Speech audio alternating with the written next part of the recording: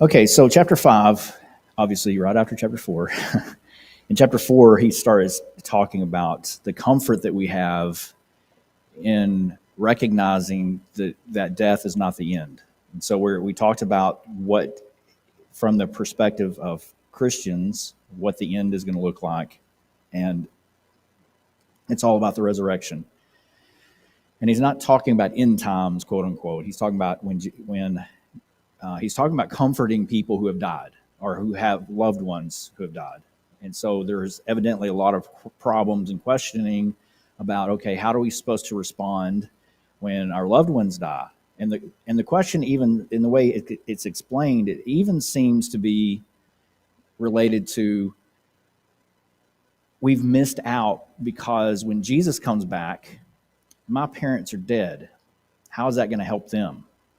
Am I ever going to be able to see them again? So there was some confusion about that. And he's explaining, listen, what has to happen before anything else is that the dead have to be raised. And once the dead are raised, then we can go to meet Jesus in the air.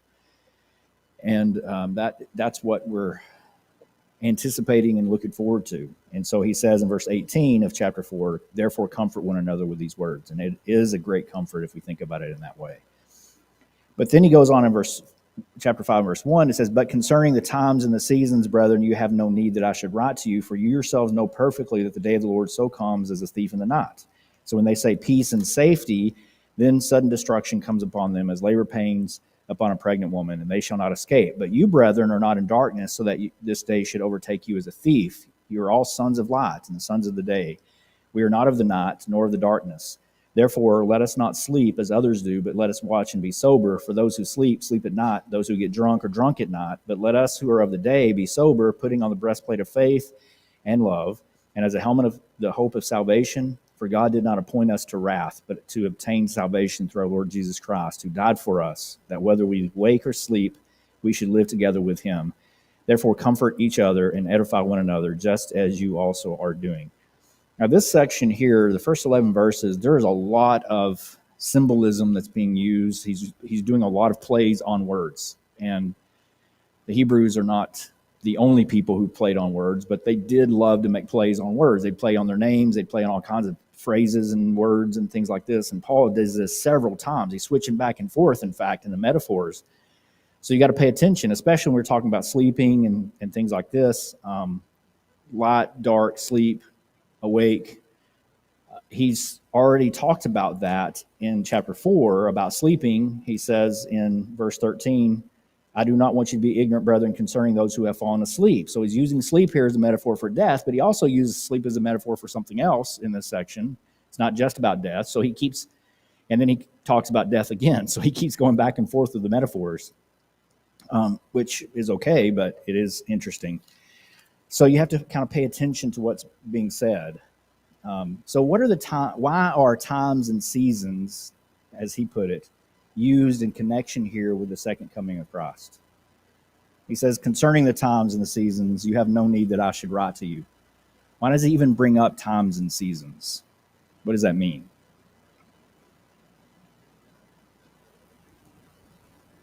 I think that the Jews were really big dates and times and seasons. Yeah, right. And he even goes so far as to say that, in verse 2, you know perfectly well that the day of the Lord so comes as a thief in the night, right? So what is he saying by saying that in that verse? What is he saying about these times and seasons?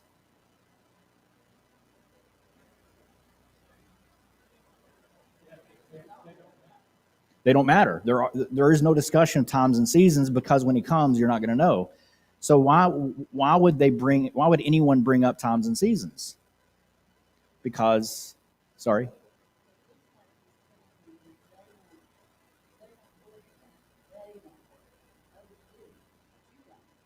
Okay.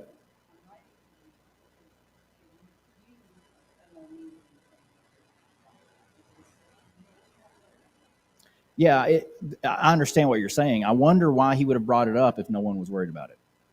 That's what I'm wondering about.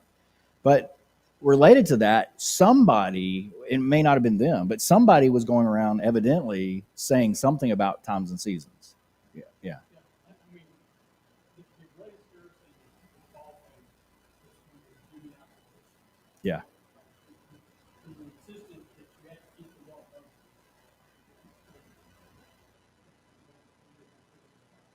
Even though you do that, Mm-hmm. That's true. to me, The- that's right. he's addressing these Judaizing teachers. Yeah, look over in Mark 13. Excuse me. Mark 13. This is in the headings in my Bible.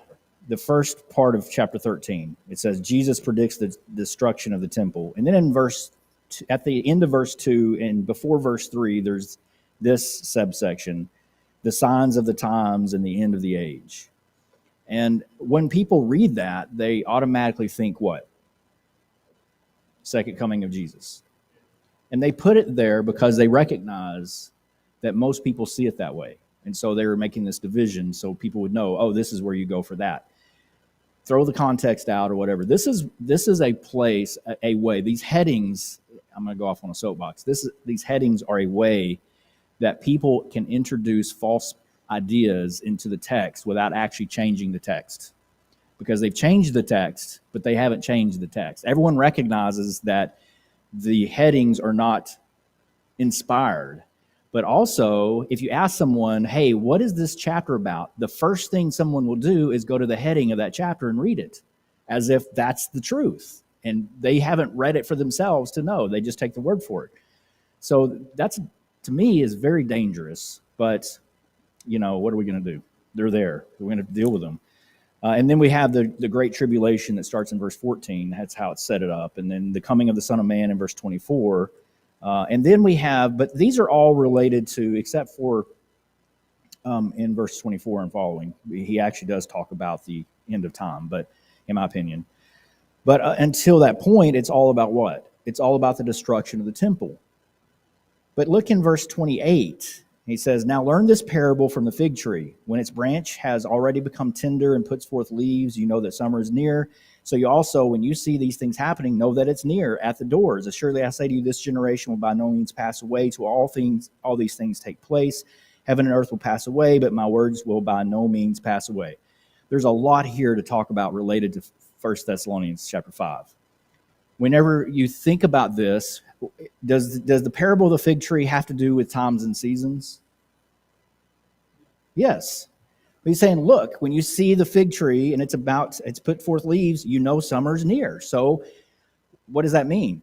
When you see these signs come to pass, you know that these things are about to happen. And in fact, when does he say that they're going to happen?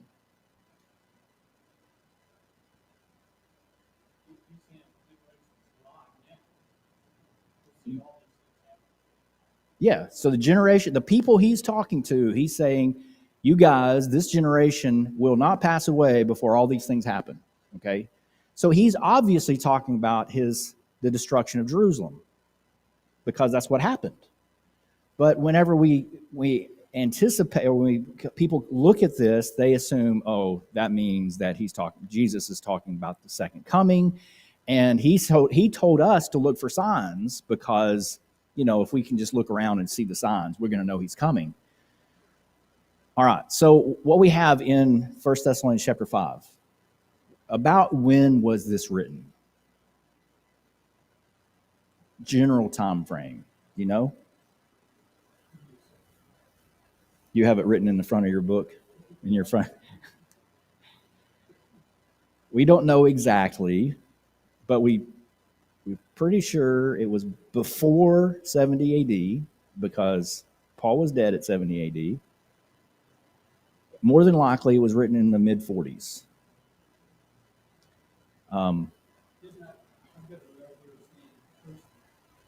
This is according Mm-hmm. 51? Yeah.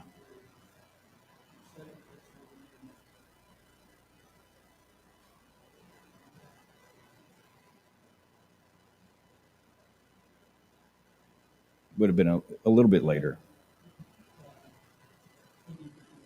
Looks like he all wrote up all of them. Yes. Yeah. So if he can place Paul in Corinth at a certain time, so anywhere between the mid 40s to 50 in the 50s, that's before 70 AD, obviously. So 20 years or more before the destruction of Jerusalem. So now we have a discussion people are having, and they're saying, some people evidently are saying, hey, look, there's certain signs that we can know for the coming of Jesus. What this tells me is that there were people, even in Paul's day, who were confused by what Jesus said in Matthew chapter 24 and in Luke chapter 13, that they didn't understand it completely. If that weren't the case, he wouldn't be having to explain about times and seasons. So when he talks in time about, Jesus said specifically, he did say to look at the times, to look at the seasons, right? Because you can see what's coming if you're paying attention. But he also was talking about the second coming of Jesus, and he said there are no signs.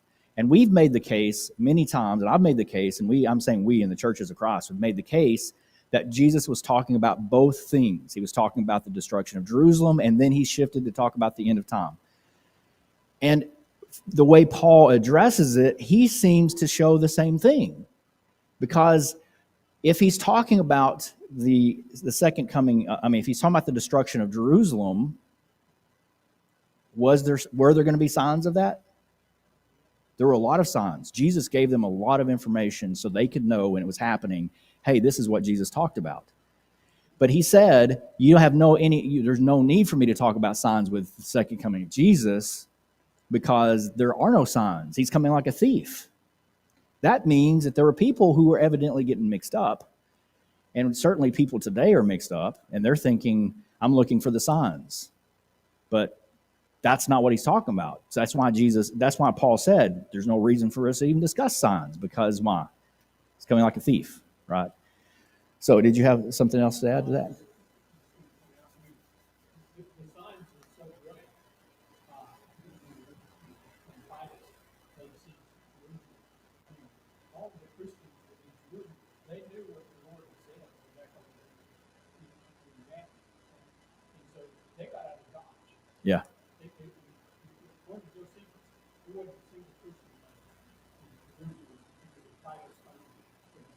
That's right. And so they saw it coming and they ran. Most people in that time were running to Jerusalem because that was the biggest city with the biggest walls. And the Christians were running away from it because Jesus said it's going to be destroyed. And they trusted it. They knew it was going to happen. So yes, that's a very big piece of evidence for that. And this is more evidence to show that Paul also understood it. There are people making accusations against Paul today, saying that, oh, Paul thought the second coming was coming in his generation. He never said that. He said it would be unknown. It's like a thief in the night. But they are making that assumption because of some of the things he says and the way it's said. They interpret it to mean, well, everyone thought. Because most of the people thinking about the end times all look at the signs and the things that Jesus talked about in Matthew 25 and Mark 13. I can't remember where it is in Luke. And said, that's all related to the second coming of Jesus. They don't get the fact that he was talking about the temple. And so when you put it in perspective of the way, in context of what Jesus was talking about, it's a little easier to understand. Anyway, so sorry for my long tirade here, but there's no reason for us to talk about times and seasons connected to the second coming of Jesus, because he said the day of the Lord so comes. And he even says, you know perfectly the day of the Lord so comes as a thief in the night. So, yeah. Yeah, right. Only my Father in heaven knows. Yeah. So I'm assuming he knows now, but I don't know that. I have no idea. But I do know who knows, and that's the Father, for sure. All right, so if according to verse 3, it says, for when they say peace and safety, then sudden destruction comes upon them as labor pains on a pregnant woman, and they shall not escape. According to verse 3, the second coming of Jesus is like labor pains. Does this mean that we can know the general time frame of his coming, if not the exact date? Why or why not? So people argue and say, well, we can't know the day. We can know the general time. We can see enough evidence to know that he's coming, and we're in the end times now. And I agree with that. We've been in the end times for 2,000 years, but it's not the way they use the word. So I saw people the other day talking about, oh, hey, do you think it's the end times? And what evidence do you have to say that it is? And my response is, Peter said it was 2,000 years ago, so it hasn't changed. But that's not what they're looking for, right? But here's one of the things they say. If you are in a pregnant lady, can you kind of tell when you're going to have labor? You don't know the day, but you know generally the time frame, right? You know it's going to happen at the end of the 9 months and not the beginning, hopefully. So you can kind of tell. And they start looking like they're going to pop. Something's going to happen. So the question is, does that mean that Paul was saying we can kind of generally see when it's going to happen, like we can tell with a pregnant lady when she's about to have labor, go into labor? It wouldn't be like a thief in the night. It's still a surprise. Yeah. Here's the thing, the key word for me is prevail, hard, heavy, word, that I don't know so much wind, like it's intense. Okay. Yeah. What we're referring to is the intensity. That's a very good point. I'm going to come back to that because you're hitting it right on the head. Yeah. The engineering is in all of this suggesting that we can have some inkling of what's going to happen. That contradicts what Jesus himself said. Right. Okay. And it contradicts what Paul just said. Yeah. But you know how people twist things, right? Okay, very good. Paul?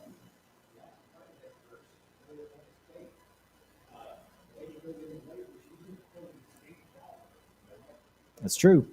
There's only one way through that.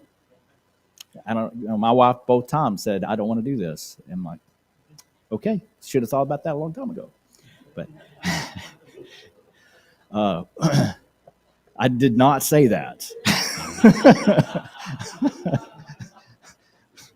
That is not marriage advice. No. Okay, here's the thing about analogies and comparisons.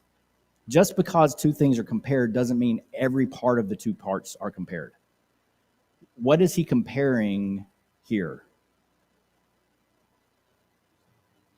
Suddenness, the travail, yes, it comes upon him, comes on you suddenly. He's not talking about signs. He already said there are no signs. So the comparison is that it's going to come unexpectedly and quickly and suddenly. You have no idea it's coming. All of a sudden, boom, there it is. It's what? Inevitable. And so that's part of it too. It's not going to be one of these things, well, you've got 7 years of persecution, and then, that's not very sudden. The rapture, right? At some point, all the good people are going to go up into the sky and go and be with Jesus, but everyone that's left behind are all the bad people, and they've got 7 more years to straighten their life up before Jesus comes. That's a pretty slow giving birth, right? That's pretty slow. It's going to be instant. It's going to be sudden. And that's the comparison. So we can make all kinds of weird associations between pregnancy and Jesus coming back. But we could really make some weird comparisons. But it's not proper to do that because we have to look at what he meant by it, right? And so we can see the context what he meant. We're talking about what is similar. What is similar is the suddenness of it and the guarantee of it. So anyway, if we're not able to know the time, and number 3, how is it that the day would not overtake us as a thief? All right, so this is referring to verse 4. But you, brethren, are not in darkness, so that this day should overtake you as a thief. Okay, he said he's coming as a thief in the night before. So how is it that we could not be overtaken as a thief would overtake us? We're prepared. Now, that comes with, here is again, remember I said that there's lots of plays on words? He's using the same words in different ways. In the previous time, he's talking about thief in the night. What did he mean by that? That we're not going to see him coming. There's no sign of him coming. He's not using the word thief here in that sense. Because if that was the case, there are people that are going around today and they feel like it is their obligation and duty to see the signs, to interpret the signs, to tell you the exact moment Jesus is returning. Because if they don't interpret it correctly, they're going to be caught like a thief. You see? So they're afraid that if they don't recognize when he's coming, that means they're not going to be anticipating his return, and they're going to be lost. And people genuinely believe that if they get this wrong, they're not going to make it to heaven. I have no idea why they think that, but that's what they do. That's why they act. So they're reading all these times, and they're looking on in terror, just looking for everything they can piece together to make sure that they see when Jesus is coming, so they can be ready. So they can, I guess, so they can, hold up a big banner and say, welcome, so that he doesn't punish them. I don't know what they're thinking with that, but that's what they're acting like. Okay, but that's not what he means here when he says, shouldn't overtake you as a thief. All he's saying here is that we've got to be prepared, but how are we prepared as Christians?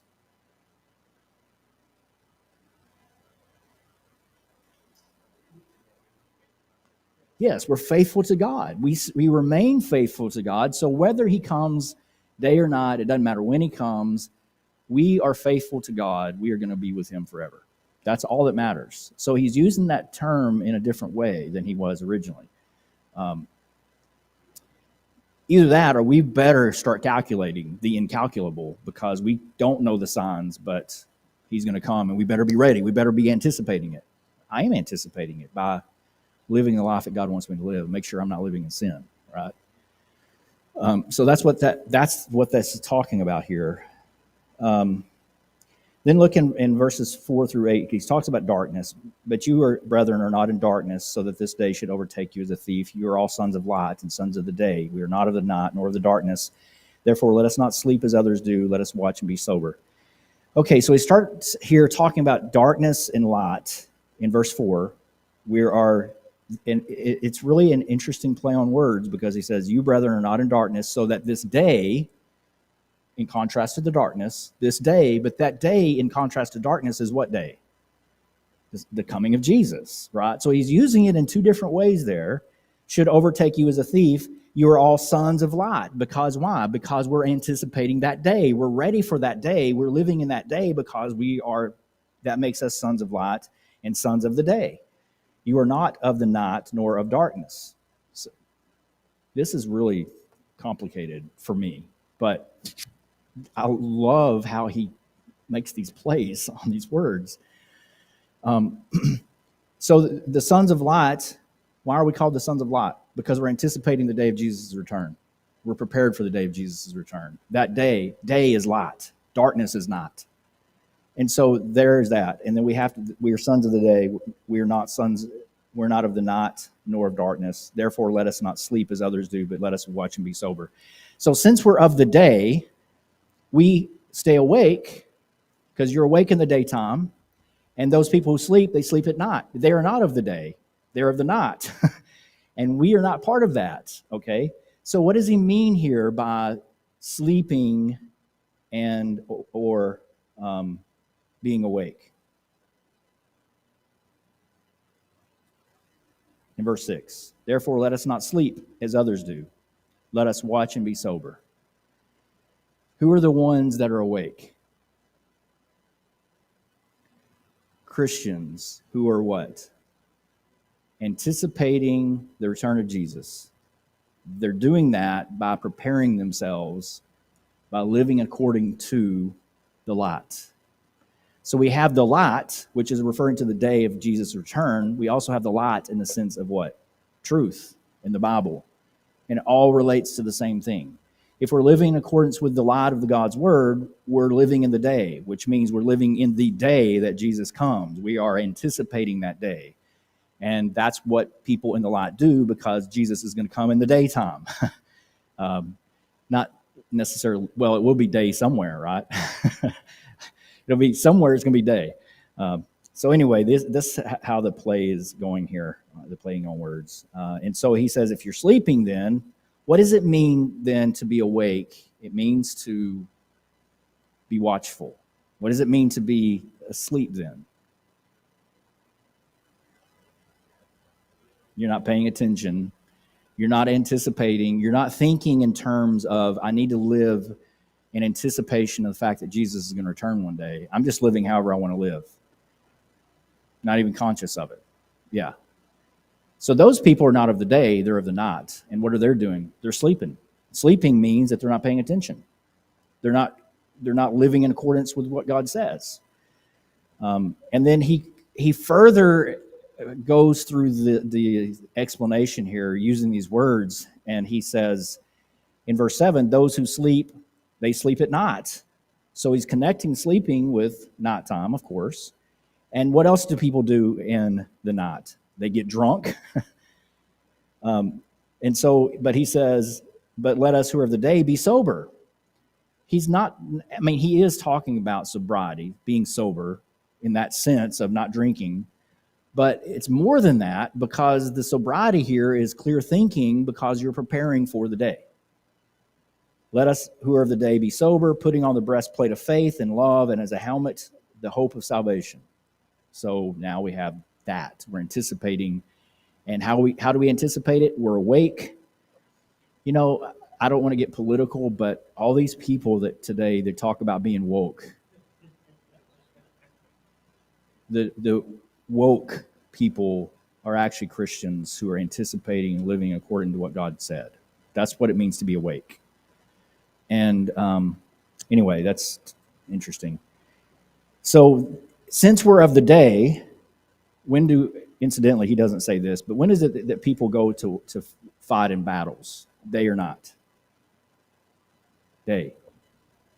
I know it can change now. We have things that do that, but typically people are going to fight in the daytime.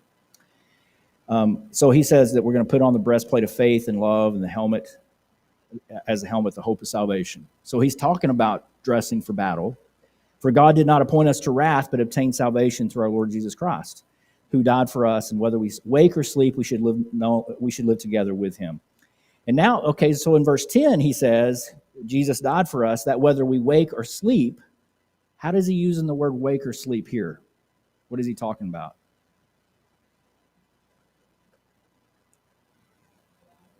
Alive or dead.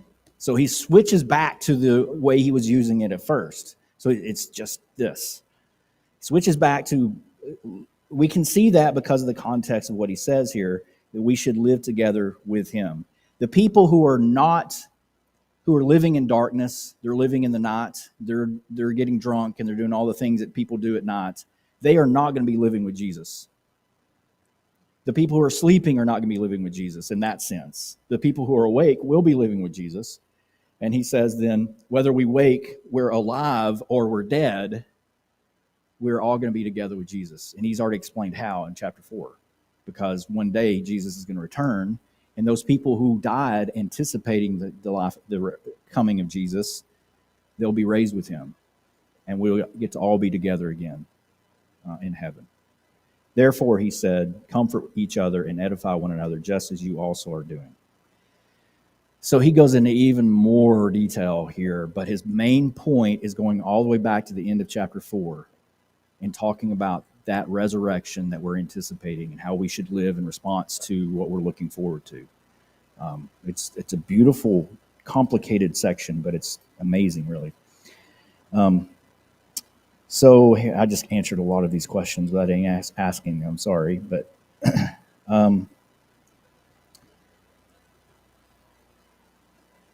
moving on, number 7. This is going to be in verse 12. We urge you, brethren, to recognize those who labor among you and are over you in the Lord, and admonish you and to esteem them very highly in love for their work's sake. Be at peace among yourselves. So what does Paul say we should do for those who labor among you and are over you in the Lord, and why? He says both of those things in that verse, those 2 verses. What should we do with those people? Hold them in high regard in love. But why? Because of their work, because of what they're doing. It's not because of their quote unquote title. It's because of their efforts and their work. And so it's a lot easier to respect people that are actually doing something, right? They're actually helping you, that kind of thing. And then he says, be at peace among yourselves. Whose responsibility is it to build a relationship between the church and her leaders?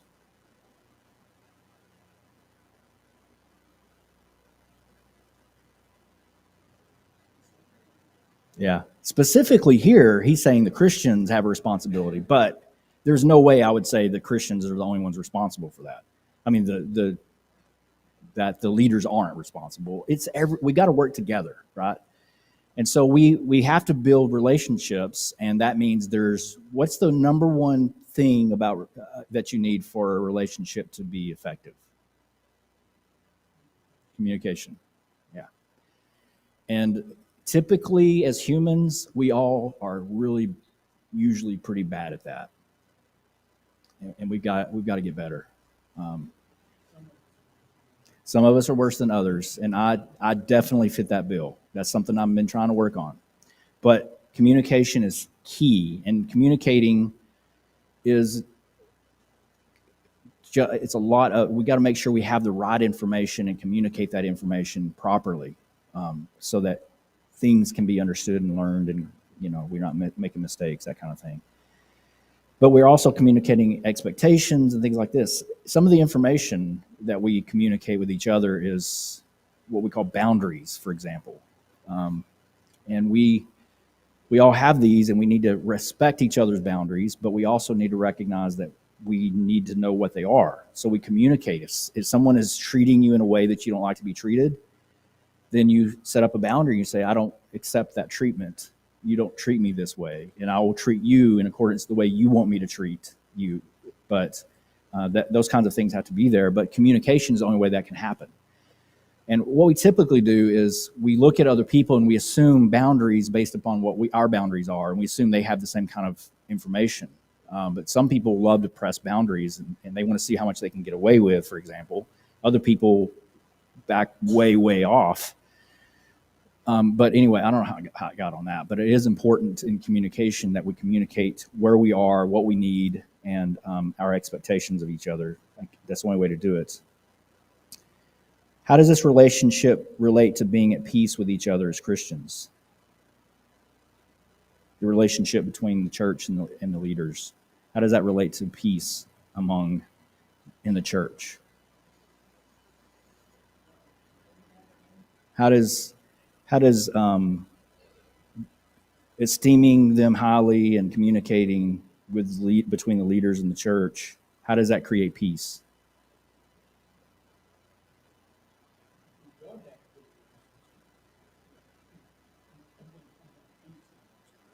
Yes, that's foundational. That's why he says, esteem them very highly for their work's sake and be at peace among yourselves. I mean, they're not coupled together on accident. Peace comes, obviously, through mutual respect. And that's the only way that's the beginning of it. And that can grow from there. If you don't have respect or mutual respect, then there's not any way peace can grow. Okay. Then he goes on to, let's see here. Verse 14, we exhort you, brethren, warn those who are unruly, comfort the faint-hearted, and uphold the weak, be patient with all.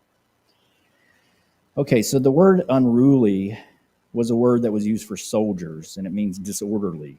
Used metaphorically, I'm going by Robertson's word pictures, I think this is from. Used metaphorically, it means irregular in conduct, disorderly, or lazy. What should we do with these kinds of people according to this verse?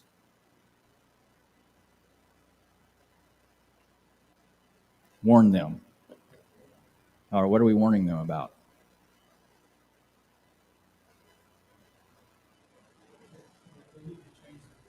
They need to change their ways. So think about, okay, an unruly soldier would be one that's slovenly, he's not dressed right, or he may be late. So it applies differently in the spiritual realm. We know that. But what do you think of when you think of a a Christian who is disorderly or lazy or irregular in conduct? What comes to mind?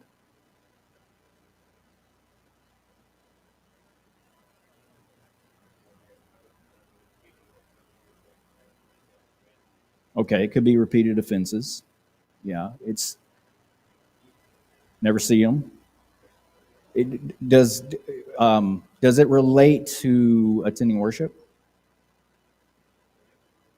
Yes, it could. Does it relate to the way we treat each other? Yeah, certainly does.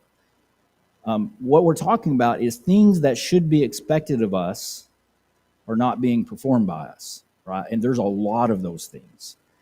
And usually we look at how do we judge whether someone is faithful in the church? What is usually the criteria that we use whether or not someone's faithful? If they're here. It's not bad to say that that's one of the criteria, because are we not supposed to be here? Yeah, we are. I mean, we're told to be here, not forsaking the assembly. And some people just take that as a suggestion instead of a command. But that's certainly, I've known people who sat in the pew every time the doors were open who were completely unfaithful to God because their attitudes and their bitterness and things like that. They had a lot of things to deal with and they weren't dealing with it.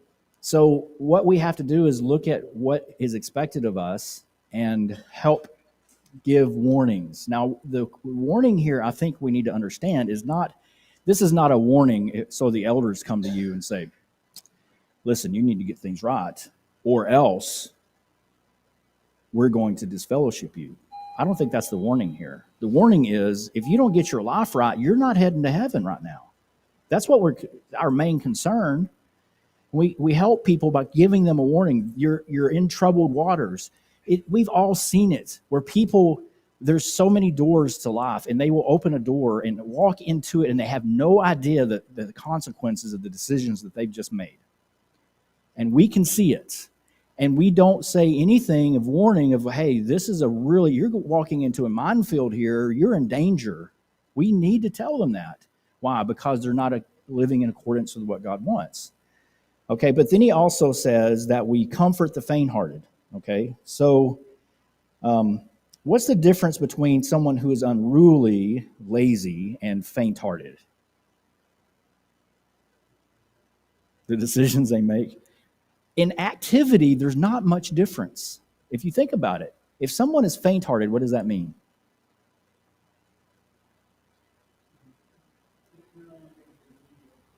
Okay, there's not really a fire. They're easily discouraged, and that means that they're going to be very irregular, which is exactly what we're talking about with the people who are unruly. So what is the difference between someone who's unruly and someone who's faint-hearted?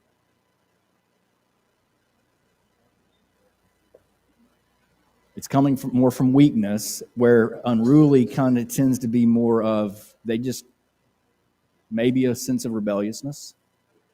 Yeah, it could be. And then he goes on to say, uphold the weak. So what's the difference between someone who's weak and someone who's faint-hearted? They all behave the same, right? But the difference is, how is someone weak?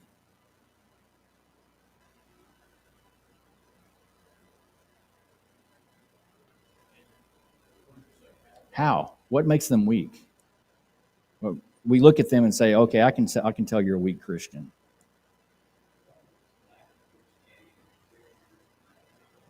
You're absolutely right. So a new Christian is a weak Christian. By nature, they can't help it. What do we do to strengthen them? We give them information. We help them learn, right? So if you look at someone and they're not behaving properly, we have three choices. They are either unruly, or they're faint-hearted, discouraged, or they're weak. How do you know which one's which?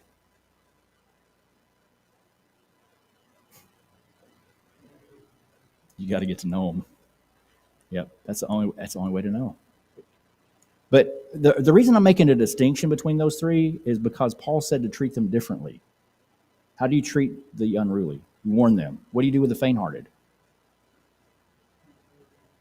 Yeah, you comfort them, right? In fact, he's already given them words to know how to comfort. They're discouraged. You don't walk up to someone who's discouraged and behaving badly because they're discouraged. You don't walk up to them and say, you give them warning after warning, right? You walk up to them and put their arm around them and say, hey, I love you. It's going to be okay. We're going to get through this.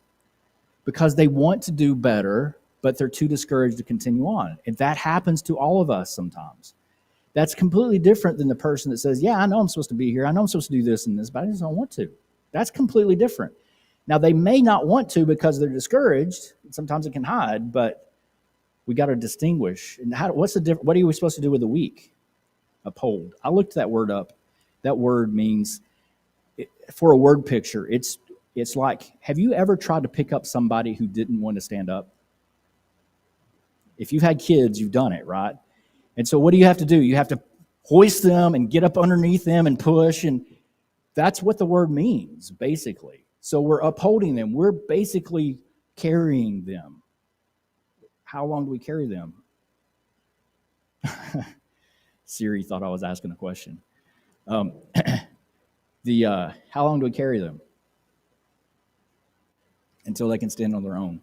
So we've got to be feeding them and helping them, encouraging them to stand on their own and do their own thing. And some people are perfectly content with carrying as many people as possible and never letting them grow.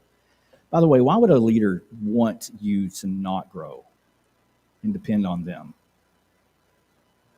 Control. Control and power and often money. This. It is not a good sign to see someone who refuses to help somebody grow. Now, that doesn't mean that if you're not doing that, it's all judgment call as far as how much we allow someone to grow. By the way, how do you let them grow without you carrying them? You let them walk. You push them a little bit, right? But you can't take a toddler and say, okay, let's go on our 3-mile run today. You do it a little bit at a time. So anyway, that's something to think about. Hey, we got almost all the way through. We'll finish this up next week, and then we'll go into 2 Thessalonians.